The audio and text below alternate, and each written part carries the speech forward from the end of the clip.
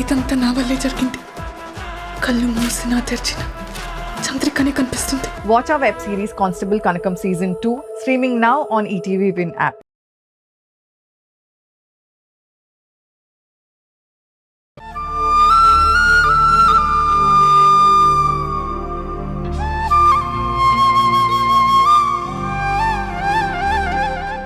చెప్పండి అన్నయ్య గారు, మీ కూతురేనా? మీ ఇంట్లో ఉంటుంది ఎందుకు? ఎవరో అయితే నా ఇంట్లో ఎందుకుంటుందమ్మా? తను నా కూతురు.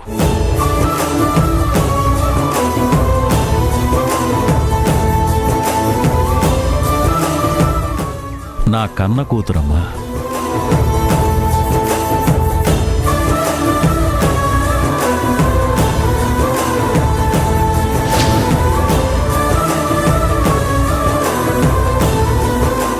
నిజంగా మీ అమ్మాయి అంటారా అన్నయ్య గారు? అవునమ్మా, నా కూతురే.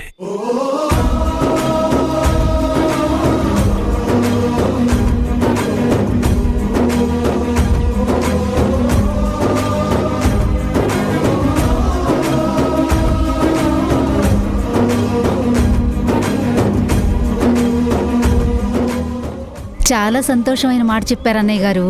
లక్ష్మీ కళ ఉట్టిపడుతుంది. ఏళ్ల తరబడి ఎదురు చూసిందండి. నాన్న కోసం మీ దగ్గరకొచ్చింది. అమితమైన ప్రేమ ఉన్నట్టుంది తనకి. మీరు కూడా ప్రేమగా దగ్గరికి తీసుకోండి అన్నయ్య గారు. ఉంటామన్నయ్య గారు. మంచిదమ్మా.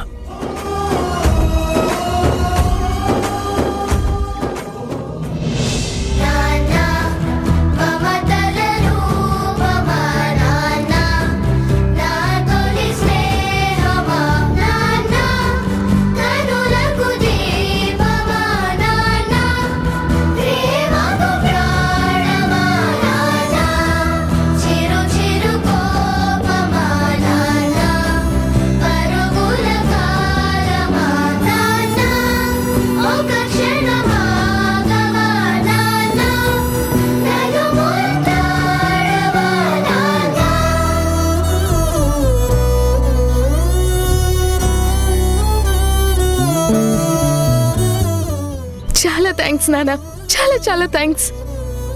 అనుకోలేదు నన్ను కూతురుగా మీరు ఒప్పుకుంటారని, అస్సలు అనుకోలేదు. అది ఇంత త్వరగా నా కూతురు అంటారని అస్సలు అనుకోలేదు. చాలా నాన్న, నేను వచ్చినందుకు, మీతో పోరాడి ఇక్కడ ఉన్నందుకు మంచి ఫలితం దక్కింది. ఏళ్ల తరబడి నాన్న నాన్న అని కలవరించిన నా కలవరింతలకు ఊరట దక్కింది. ఇప్పుడు ఎంత తృప్తిగా ఉందో తెలుసా నాన్న? కొత్తగా ఏదో బలం వచ్చినట్టు, బంధం మళ్ళీ ముడిపడినట్టు, కొత్త రక్తం అటు ఇటు పరిగెడుతున్నట్టు ఆనందంలో ఉబ్బి తప్పిపోతున్నాను నాన్న. ఊరుకోమ్మా, ఊరుకో.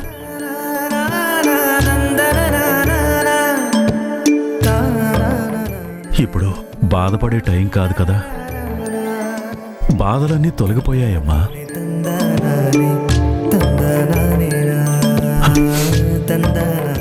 నువ్వు కన్నీళ్లు పెట్టుకోకూడదు తల్లి. నీ కళ్ళ వెంట కన్నీళ్లు రాకుండా చూసుకునే బాధ్యత నాది.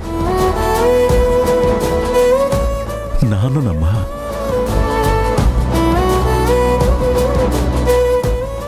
నీ జీవితం ఇలా అవ్వడానికి కారణం నేనే కదా తల్లి. నా ఈగోనే కదా. ఒక్క క్షణం వెనక్కి వెళ్ళి ఆలోచిస్తే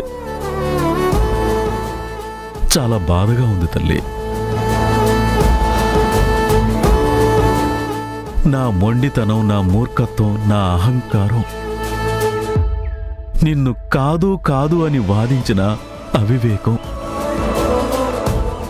అన్నీ తలుచుకుంటూ ఉంటే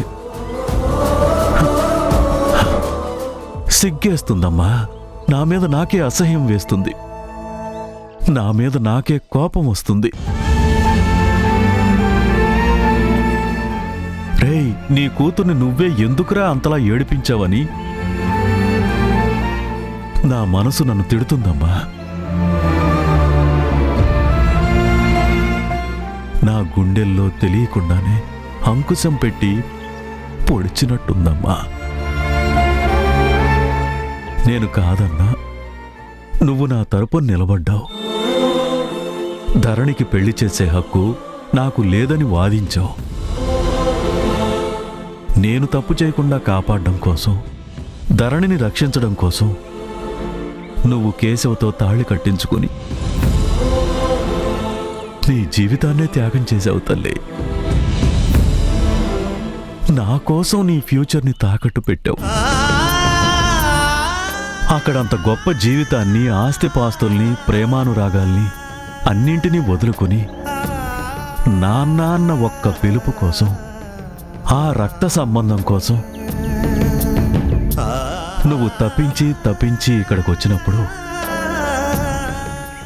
అర్థం చేసుకోలేకపోవడం ఎంత మూర్ఖత్వం. అసలు నా దగ్గర ఏముందమ్మా?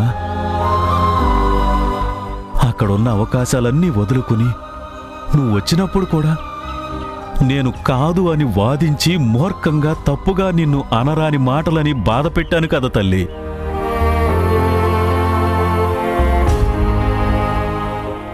ఈ పేదవాడి మీద ప్రేమతోనే వచ్చావని అర్థం చేసుకోలేకపోయానమ్మా.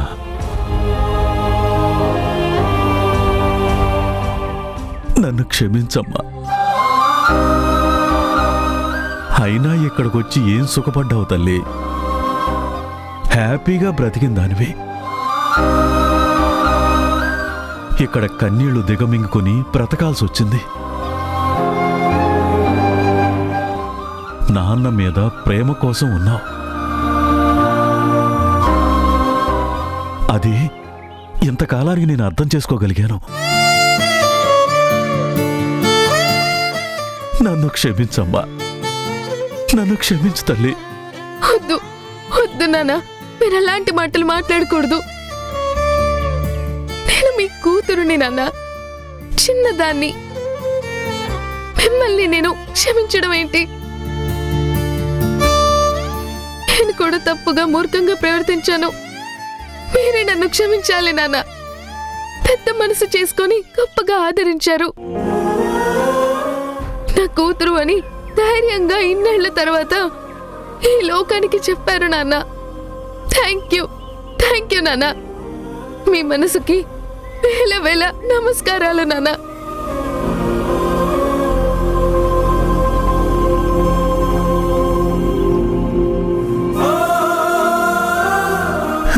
ఏదోలే అమ్మా, నీ పొరపాట్లు నా పొరపాట్లు ఇప్పుడు తవ్వి వెనక్కి తీసుకుని ఆలోచించే సమయం కాదమ్మా.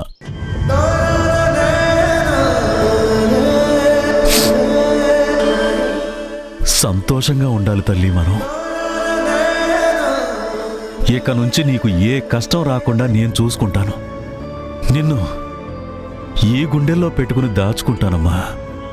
చాలు చాలు నాన్న, ఈ మాట చాలు. నాకు మీరుంటే, మీ తోడుంటే, మీ నీడన్న నేనుంటే, మీ సపోర్ట్ నాకుందని అనిపిస్తే నేను దేనికోసమైనా పోరాడతాను నాన్న. నా పోరాటంలో గెలవడానికి నేనెంత దూరమైనా వెళ్తాను నాన్న. నాన్నంటే ధైర్యం అన్నారు. ఎంత గొప్ప ఆత్మస్థైర్యం వచ్చిందో ఇప్పుడు. నన్ను కూతురుగా యాక్సెప్ట్ చేశారు మీరు. మీరు గొప్ప నాన్న, మీరు గొప్ప నాన్న.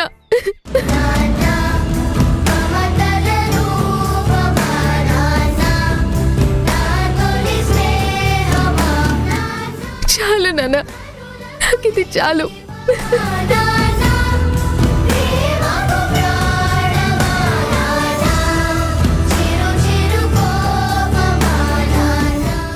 కన్న కూతుర్ని ఇన్ని రోజులు దూరంగా పెట్టి నానా మాటలు అని కష్టాలు పెట్టినందుకు మనస్ఫూర్తిగా అలా అనకండి నాన్న. తండ్రి కూతుర్ల మధ్య క్షమాపణలు ఉండకూడదు. ప్రేమ ఆపేక్షలు మాత్రమే ఉండాలి.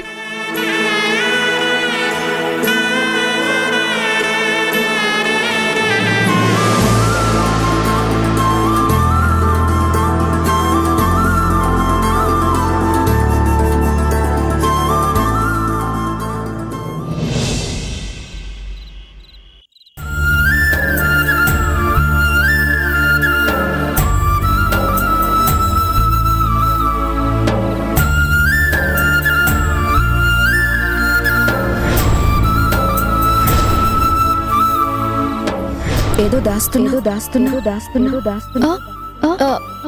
ఏం లేదు ఏం లేదు ఏం లేదు ఏం లేదు ఏం లేదు ఏం లేదు అవును ఆ ధీరజ్ వచ్చి నీతో ఏం మాట్లాడుతున్నాడు ఏంటి ఎలా ఉన్నావని ఏదో క్యాజువల్ గా పలకరించి వెళ్ళాడు అంతే అంతే అంతే అంతే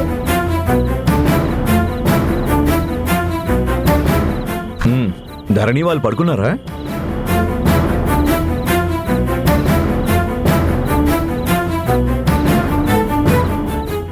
జనని, నిన్నే అడిగేది. ధరణి బాలు పడుకున్నారా? పడుకునే ఉంటారు గుణ. ఏంటి అదోలా ఆలోచిస్తున్నావు? పడుకునే ఉంటారంటావేంటి? వాళ్ళు పడుకున్నాకే కదా నువ్వు వాళ్ళ గదుల్లో నుంచి వచ్చేది. ఏమైంది జనని? ఏం లేదు.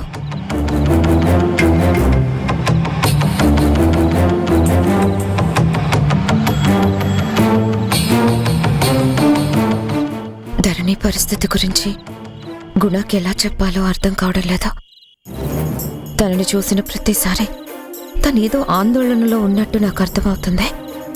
కొత్తగా నన్ను చూసి ఏదో దాచింది కూడా. తను దాచింది ఆ ధీరస్ తెచ్చిన తాళిబొట్టే అన్న డౌట్ కూడా నాకు వచ్చింది. కానీ అడిగితే చెప్పదా. ఏదో జరుగుతుంది. తను చాలా టెన్షన్ పడుతుంది. ధరణి మనకి దగ్గరైన సంతోషం దూరం అయిపోతుందేమో అని భయంగా ఉంది. నీకు దాని స్ట్రగుల్ గురించి చెప్పనందుకు నన్ను క్షమించు కూడా. నేను తెలుసుకున్నాకే నీకన్ని విషయాలు క్లియర్గా చెప్తాను. సారీ గుణ.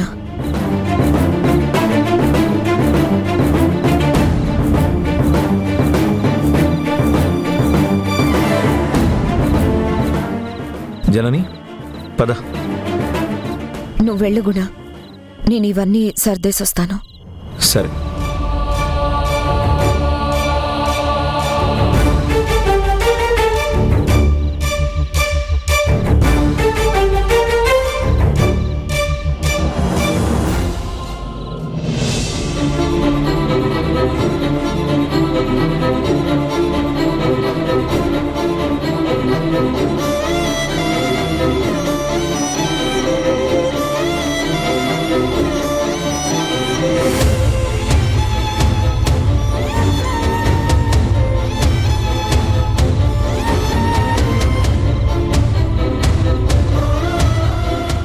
అమ్మకి నా మీద ఏమైనా అనుమానం వచ్చిందా? అమ్మ మాట చూపులు అదోలా ఉన్నాయి. వచ్చే ఉంటుంది. పైగా నా ఉలికిపాటు స్పష్టంగా కనిపిస్తుంది కదా. అమ్మని చూసి నేను చెయ్యి వెనక్కి దాచుకోవడం అమ్మ ఎందుకు కనిపెట్టలేదు? కానీ ఎందుకు నేను ఇలాంటి నిర్ణయానికి వచ్చానో ఎవరికి చెప్పుకోలేని పరిస్థితుల్లో ఉన్నాను. ముందు ముందు ఏం జరుగుతుందో నాకు అసలు అర్థం కావడం లేదు. తాళి కట్టించుకునేదాకా ప్రతి క్షణం టెన్షన్గా బతకాలి. ఆ వీడియో విషయం బయటపడితే తల దించుకొని బతకాలి. భగవంతుడా, నన్ను ట్రబుల్స్ నుంచి నువ్వే బయటపడే.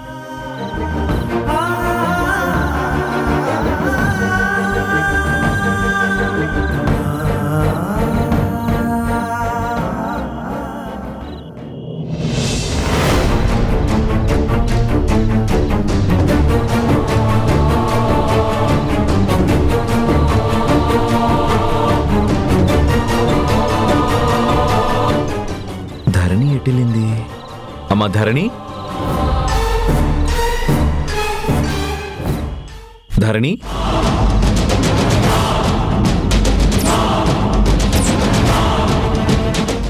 ధరణి,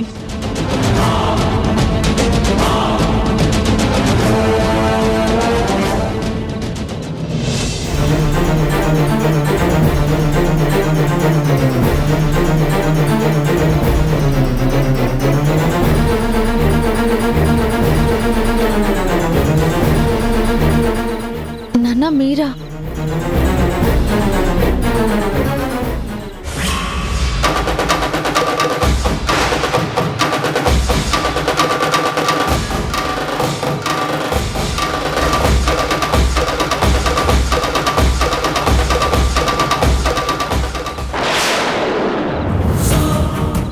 ఏంటమ్మా ఇంకా పడుకోలేదా? ఆహా లేదు నాన్న. ఏం లేదమ్మా, నువ్వు పడుకున్నావో లేదో చూసి గుడ్ నైట్ చెప్పేద్దామని వచ్చాను. భోంచేసావు కదా? చేశాను నాన్న. అంతా ఓకే కదమ్మా? ప్రాబ్లం ఏం లేదు కదా? ఆహా అబ్బే ఏం లేదు నాన్న, everything is fine. Good night అమ్మా.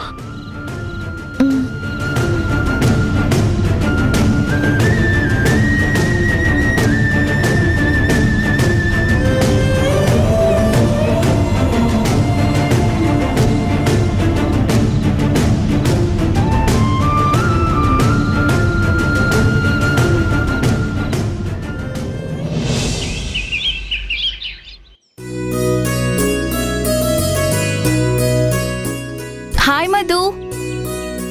హే బాను, ఫస్ట్ టైం మా ఇంటికి వచ్చావు. దా లోపలికి వెళ్దాం. లోపలికి ఎందుకులే మధు, కాలేజ్కి టైం అవుతుంది. మళ్ళీ లోపలికి వచ్చి కూర్చొని వెళ్తే లేట్ అవుతుంది. నేను వెళ్తాలే. నువ్వు ఇవాళ కాలేజ్కి వస్తున్నావా రావట్లేదా అని కనుక్కోడానికి వచ్చాను. కనుక్కోడానికి వస్తే ఇంటి బయట ఉండే మాట్లాడతావా? రా, ఒక కాఫీ తాగి వెళ్దువు గాని. ఇదిగో కాఫీలు టీలు పెట్టుకోకు.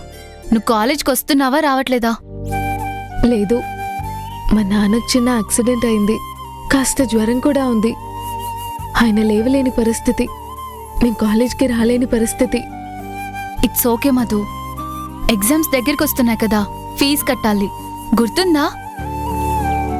నిన్న నోటీస్ వచ్చింది, అందరికీ మెసేజ్ పంపించారు. నీకేం రాలేదా? వచ్చింది, రాకుండా ఎందుకుంటుంది? నాకున్న టెన్షన్స్ చాలక ఇంకో కొత్త టెన్షన్. నేను ఇప్పుడున్న పరిస్థితుల్లో ఎగ్జామ్ ఫీజు కట్టలేను.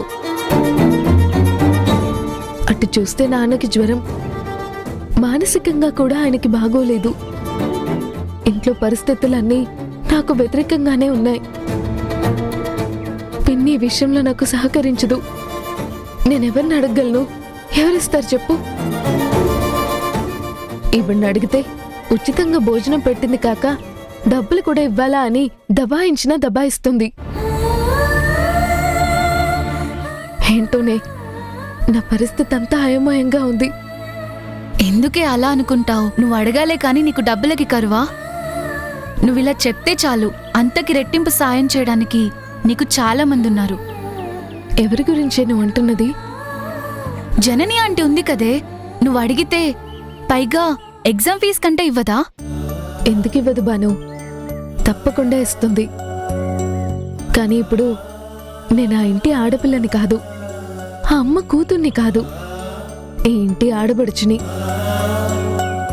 ఈ ఇంటికొచ్చేసి ఈయనే మా నాన్న అనుకున్న తర్వాత అమ్మని ఎలా అడగలను? ఎలా అడుగుతాను? బాను, పోనీ నువ్వు అరేంజ్ చేస్తావా? తర్వాత నేను ఎలాగైనా తీరుస్తాను. నా పరిస్థితి కూడా కొంచెం టైట్గానే ఉంది.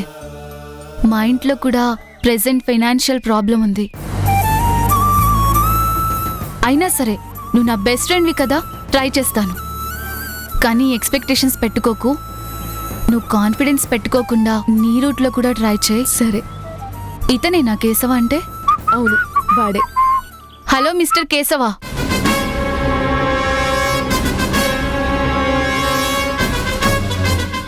నువ్వు ఎవరో ఏంటో నాకు ఇంతకుముందు తెలీదు. మధు నా ఫ్రెండ్. దాని మెడలో తాళి కట్టావు కాబట్టి నీతో ఒక విషయం చెప్పాలనుకుంటున్నాను. మధు లాంటి మంచి అమ్మాయి నీ వల్ల బాధపడుతుంది. అదెంత మంచిదో తెలుసా? నీకు దాని భర్త అయ్యే అర్హతే లేదు. అది డైమండ్. నువ్వు వరస్ట్ అండ్ వేస్ట్ ఫెల్లో.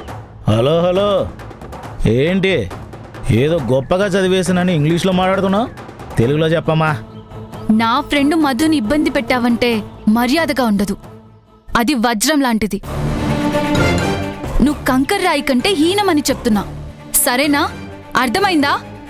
ఏంటేంటేంటేంటి, నేను ఇబ్బంది పెడుతున్నానా? ఆ వజ్రమే ఈ రాయి దగ్గరకు వచ్చింది. నేనేం ఇబ్బంది పెట్టలేదు. ఆవిడ గారే, అదే నీ ఫ్రెండ్, నన్ను నా ఫ్యూచర్ని నాశనం చేసింది.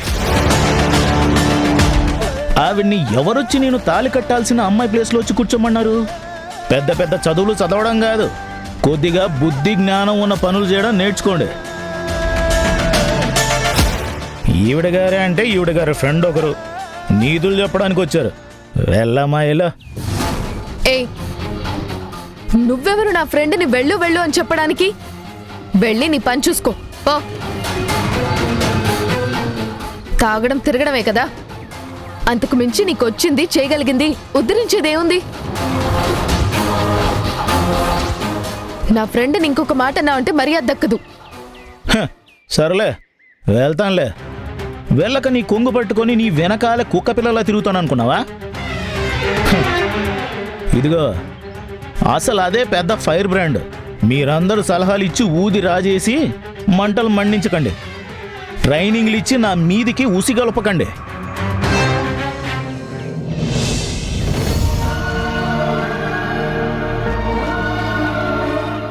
సరే మధు, ఎగ్జామ్ ఫీజు కట్టడానికి నీ వంతు ప్రయత్నం కూడా చేయి, నేను ప్రయత్నం చేస్తాను. బాయ్.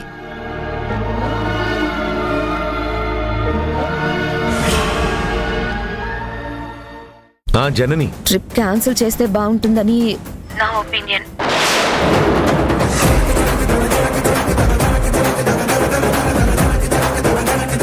కూడా వినిపిస్తుందా? ఏంటి చూడు.